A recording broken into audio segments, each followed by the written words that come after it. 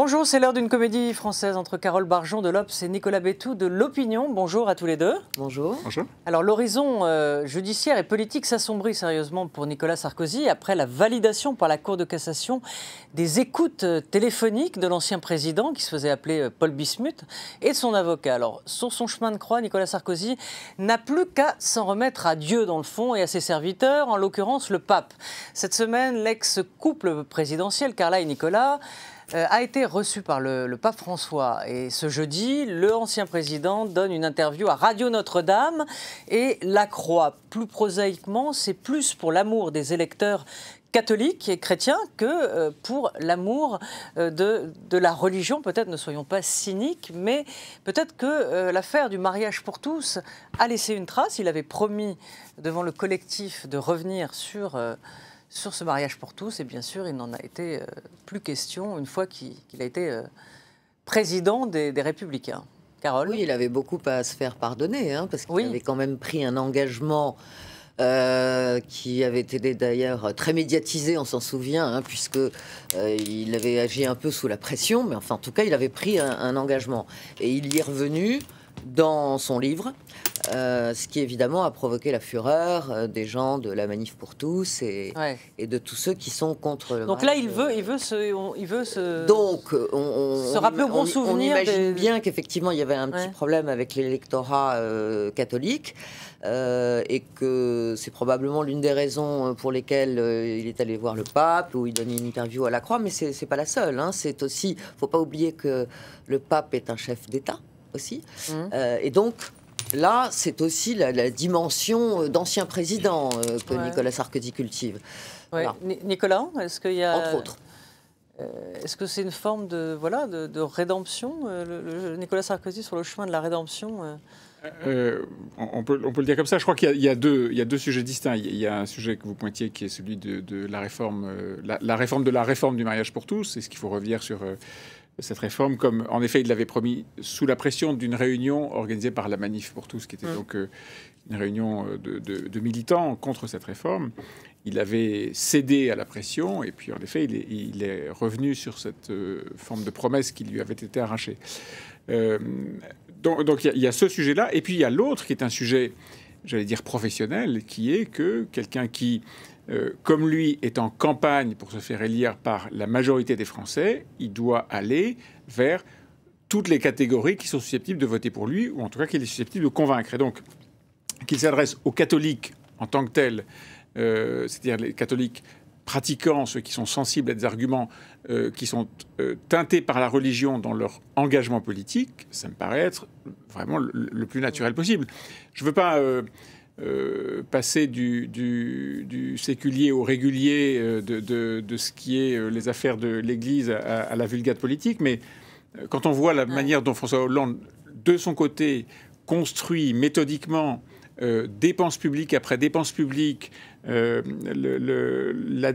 l'adhésion ou la reconquête des fonctionnaires, la reconquête des territoires et des fonctionnaires territoriaux, la reconquête des jeunes. Tout ça n'est pas gagné pour lui, mais à chaque fois, il a de l'argent. Pourquoi il le fait ? Parce que professionnel de la politique et de la promesse, et là, il va chercher les électeurs qui l'ont lâché et là où ils sont, c'est-à-dire dans leur territoire. Et Nicolas Sarkozy également, alors pas avec de l'argent, mais avec du temps dont il dispose, puisqu'il va effectivement donc en Italie, mais il va aussi en Côte d'Ivoire, il va à Londres, et tout ça c'est pourquoi ? C'est bien entendu aussi pour faire campagne auprès des Français de l'étranger, parce que c'est un électorat qu'il n'oublie pas. Mais vous admettez que c'est normal mais bien sûr. Dans la complètement. posture de quelqu'un qui, même s'il n'est pas déclaré, et candidat à la candidature, c'est absolument naturel de faire ça. Mais totalement. Et donc, il fait une campagne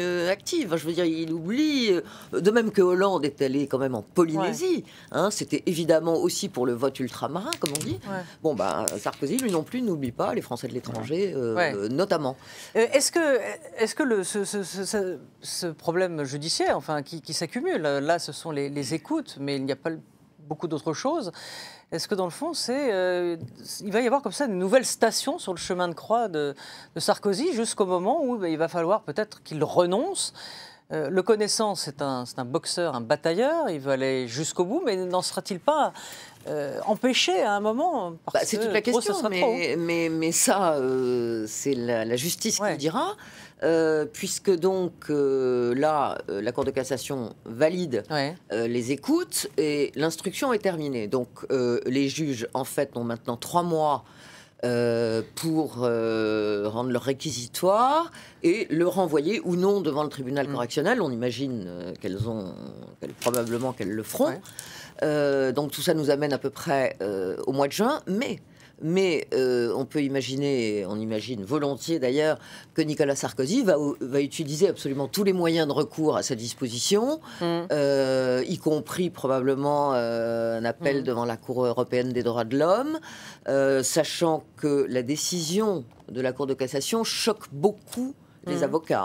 On a entendu le bâtonnier de Paris se dire très scandalisé. Donc voilà, Nicolas Sarkozy va utiliser tous les moyens de recours, ce qui peut le mener peut-être à l'automne ou à l'hiver.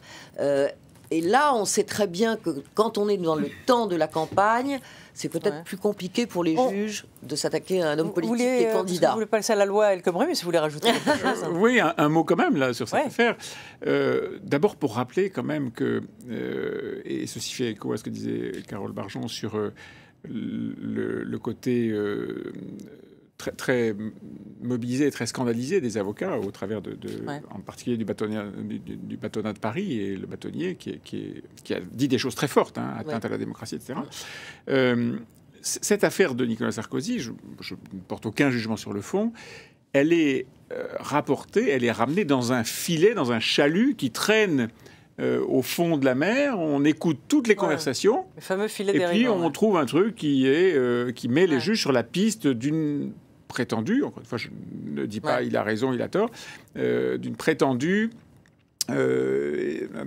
essaie de peser sur un juge en essayant de connaître le choix. Enfin, tout ça est au fond une affaire assez complexe, qui n'est évidemment pas démontrée, ça c'est à la justice de le faire, mais qui vient, encore une fois, par accroc, ce fameux chalut dont je parlais tout à l'heure. Et tout ça donne quand même le sentiment qu'on a une justice qui est... je ne sais pas s'il faut parler d'acharnement, mais qui est quand même un peu obsédé par Nicolas de la chose sarkozienne. Ça, c'est un premier point. Le deuxième, c'est que... c'est ce qu'a dit d'ailleurs le bâtonnier. Voilà. Et honnêtement, je pense que, franchement, on devrait tous... on voit ce qui se passe dans certains pays. Il y a un mur des cons spécial Nicolas Sarkozy, en quelque sorte. Je pense qu'il y a un sujet liberté publique. Je ne parle pas de Nicolas Sarkozy, mais il y a un sujet liberté publique qui est: est-ce que la conversation entre un individu, quel qu'il soit, et son avocat doit être secrète ou peut-être écoutée par la police. Ça vous choque qu'on écoute un avocat? Ça me choque qu'on écoute, non pas un avocat dans l'absolu, mais qu'on écoute la relation entre un avocat et son client. Et donc je trouve ça assez problématique, et je pense que, et encore une fois, là, c'est pas la question de Sarkozy ou un autre, je pense que sur le plan des libertés publiques, c'est important qu'on ait la vision de la Cour européenne de justice pour dire: est-ce qu'il y a là une atteinte, une anicroche, quelque chose qui peut être dangereux pour les libertés publiques? On est dans une période où on voit bien que face à la montée du péril terroriste, une des grandes réponses des gouvernements, et de celui-ci en particulier, c'est durcir la répression, durcir la surveillance au nom de la prévention. On voit bien ça avec le PNR d'ailleurs. Et bien voilà. Et donc là, on est dans un conflit permanent entre les libertés publiques et la démocratie sécuritaire. Les libertés publiques qui doivent laisser un champ à l'inconnu et à l'imprévisible, et la sécurité absolue qui ne supporte pas l'imprévisible et l'inconnu. Et je pense que cet aspect-là, même s'il est encore une fois un aspect qui est politisé par la présence de Nicolas Sarkozy, est un sujet important pour tous les Français. Liberté publique contre risque de percer des secrets qui sont importants. Et on peut dériver très, très brièvement, puisque c'est bientôt la fin, Carole, effectivement, sur ces libertés publiques, on voit bien, c'est le sujet principal qui bloque d'ailleurs et qui a déclenché la colère de Bernard Cazeneuve et de Manuel Valls sur le fameux fichier des passagers, le fameux PNR, et le Parlement européen bloque, soit l'extrême gauche, les écologistes ou l'extrême droite. Et une partie du PS. Cette histoire est dingue. dingue. Je veux dire, ça fait quand même maintenant plusieurs années qu'on parle de ce fichier PNR. Il y a eu les attentats de Charlie. Le sujet est revenu à ce moment-là à l'honneur et on a dit mais il faudrait quand même que ça aille plus vite que ça. Ensuite, il y a eu les attentats du 13 novembre, 9 mois après. Et là, on en a reparlé. Bon, et finalement, ça a à peine accéléré. On dit peut-être que maintenant, ça pourrait être voté en avril. Si les opposants à ce fichier donc de passagers, comment dire, étaient à ce moment-là dealés, il y avait une contrepartie parce qu'ils demandent la protection des données personnelles pour être certain que voilà, il n'y aura pas que nos données personnelles ne seront pas sur la place publique, etc. Bon, on peut espérer que ça soit, mais enfin, je veux dire. C'est quand même extraordinaire. Je pense que tous ces sujets sont terribles parce que, et là encore, vous allez me dire, je suis un obsessionnel de la liberté publique, mais je pense que c'est vraiment très important dans notre vie quotidienne. Plus on retarde ce genre de mesures, plus on alimente la demande populiste, au fond, de rétablir des frontières extrêmement fermes et fermées, le plus étanche possible entre les pays. Je pense que le rétablissement des frontières, c'est un recul, au sens où c'est un recul dans la liberté de circuler et la liberté d'échanger des marchandises. C'est donc un recul dans le projet européen au sens large. Et plus tout comme la déchéance, vous trouviez que c'était... Absolument. Et plus on recule ou plus on tarde sur des sujets qui sont des sujets de surveillance partagés entre les différents pays. Voilà, c'est là le sujet, c'est que ce sont les pays entre eux qui doivent échanger leurs informations pour se protéger contre des gens qui circulent à l'intérieur des frontières. Et donc, plus on retarde là-dessus, plus on avance sur le populisme, ce qui me paraît une très mauvaise nouvelle. Merci à tous les deux. On se retrouve très vite sur France 24. Tout de suite, les infos. À très vite.